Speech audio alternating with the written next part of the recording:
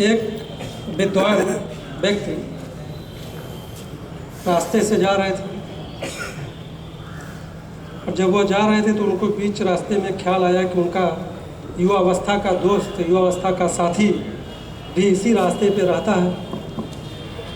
तो वो विद्वान व्यक्ति जो है अपना उस पुराने साथी के यहाँ गए घर पे।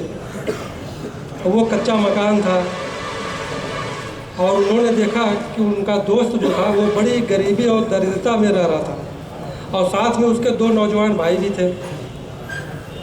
उसके बाद वह विद्वान व्यक्ति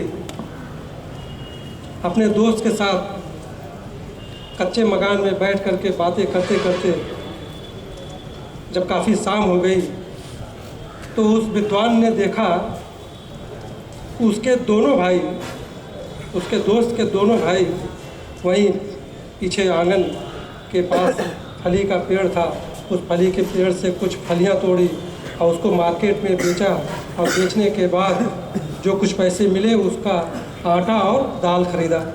बहुत कम मात्रा में आटा और दाल मिला और खाने वाले 4 लोग थे। अब खाना जब पर्याप्त मात्रा में नहीं था तो उसके एक भाई ने, दोस्त के, उसने जो है उपवास का बहाना बना लिया और दूसरे भाई ने पेट खराब होने का बहाना बना लिया। इस प्रकार केवल विद्वान व्यक्ति और उसका दोस्त ही खाना खाने बैठे और खाना खाने के बाद जब खा चुके और जब वह विद्वान व्यक्ति सोया हुआ था उसको बड़ी चिंता हुई, उसको नींद नहीं आ रही थी क्योंकि उसने देखा कि उसका दोस्त जो है, तीनों भाई जो है वो बड़ी गरीबी में रह रहे हैं, बड़ी दरिद्रता में रह रहे हैं। एक शुभचिंतक होने के नाते जो विद्वान उसको बड़ी तरस आई अपने तीनों दोस्तों पर कि कैसे इनकी गरीबी को दूर किया जाए, कैसे इनकी दरिद्रता को मिटाया जाए। ऐसी वापों में वह रात भर सो नहीं पाया, रात में उसको नींद नहीं आई और इसी उलझन में वह पड़ा रहा। और जब कुछ नहीं सूझा तो उसने क्या काम किया, आधी रात को चुपचाप उठा और उठने के बाद कुल्हाड़ी उठाया और जो फली का पेड़ था उसको काटा और रातों रात वहाँ से भागे। सुबह जब तीनों भाइयों ने देखा तो वहाँ पे सारे लोगों की भीड़ जमा हो गई, गांव के सारे लोग इकट्ठा हो गए और वो लोग उस व्यक्ति की, मतलब विद्वान व्यक्ति की आलोचना करने लगे, बुराई करने लगे, निंदा करने लगे कि कैसा ये विद्वान था जो तीनों भाइयों की रोजी रोटी का एकमात्र जो सहारा था फली का पेड़, उसको एक झटके में ही काट दिया। तब ऐसा निर्दयी व्यक्ति, और उन तीनों भाइयों के आंख में आंसू भी थे। धीरे धीरे समय बीता, करीब 5-6 साल के बाद उस विद्वान व्यक्ति को फिर उसी रास्ते से गुजरना था, लेकिन अब वह विद्वान व्यक्ति भयभीत में था। डर लग रही थी उसको कहीं ऐसा ना हो तीनों भाई मिल करके उसको पकड़ करके पीट न दें, क्योंकि फली का पेड़ उसने काट दिया था। लेकिन वह विद्वान व्यक्ति हिम्मत करते करते और साहस के साथ उस गांव में पदार्पण करते हैं और जब उसके घर के सामने पहुंचते हैं, देखते हैं वहाँ पे कच्चे मकान की जगह एक कोठी खड़ी हुई है और उसके बाद वो तीनों भाई घर से निकलते हैं और उस विद्वान व्यक्ति को देखते हैं और देखने के बाद उसका पैर पकड़ लेते हैं और रोने लगते हैं और कहते हैं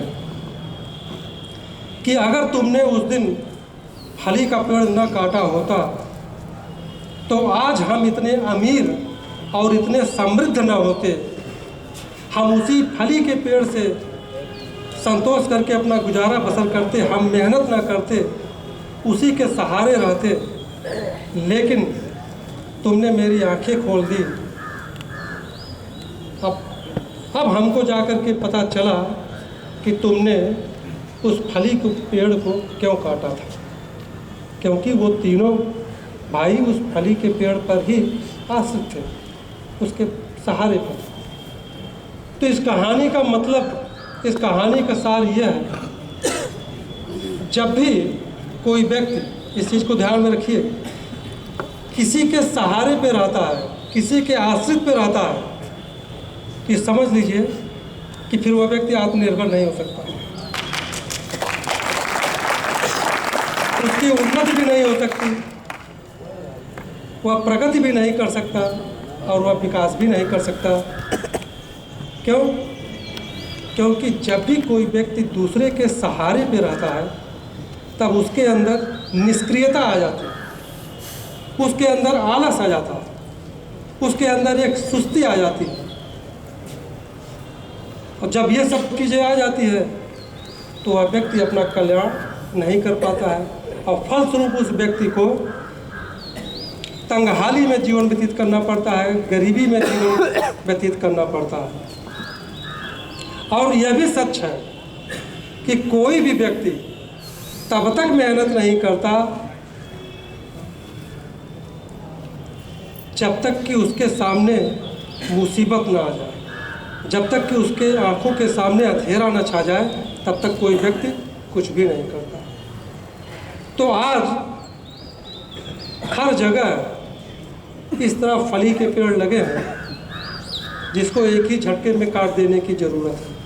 और प्रगति का एक ही रास्ता है, आत्मनिर्भर होना। और जिन्होंने मेहनत किया है और जिन्होंने अपने ऊपर निर्भर रह के काम किया है, किसी दूसरे पे सहारा नहीं लिया, सहारा नहीं बने, उनको देख लीजिए, उन्होंने उन्नति किया है। और जो लोग आराम तलबी जीवन जीते रहे हैं, दूसरे पे आश्रित रहते रहे हैं, उनका कभी उत्थान नहीं हो पाया, उन्होंने कभी अपना विकास नहीं कर पाया। इसलिए अगर उन्नति करनी है, अपने जीवन में कुछ करना है, तो आपको मेहनत करनी होगी, किसी दूसरे के सहारे नहीं रहना पड़ेगा, खुद आपको अपने बलबूते पे काम करना पड़ेगा, तभी आप अपना कल्याण कर सकते हैं।